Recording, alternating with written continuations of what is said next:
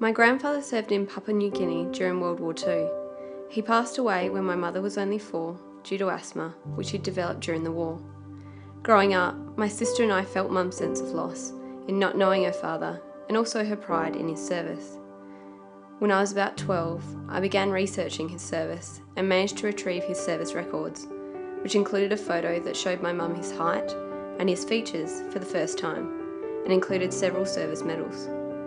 I became determined to complete the Kokoda track in my grandfather's footsteps, and in 2013 I joined the Club's WA Kokoda Leadership Trek, which provided me with the opportunity and the challenge of trekking the 134-kilometre historical trail, carrying around 15 kilos of personal supplies.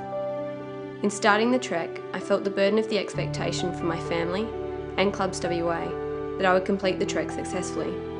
I worried that I wasn't physically up to the task, having previously had serious knee surgery and only 3 months to prepare for the gruelling track. Towards the end of the trek, at Irabara Ridge, we paused to reflect on a poem called WX Unknown, about another West Australian serviceman. As the only West Australian on the trek, and thinking of my grandfather, I felt not only the loss of these men, but also pride in the service given so far from home. I wanted to honour the memory of my grandfather, and I decided that continuing my work in the community was the way to do that. Until then, I'd been considering giving up my volunteering and leadership commitments because I was struggling to balance them with working as a lawyer.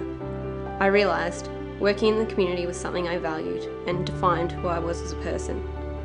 As the poem finished and we began trekking back down from the ridge, everyone was quiet and we continued the trek in silence.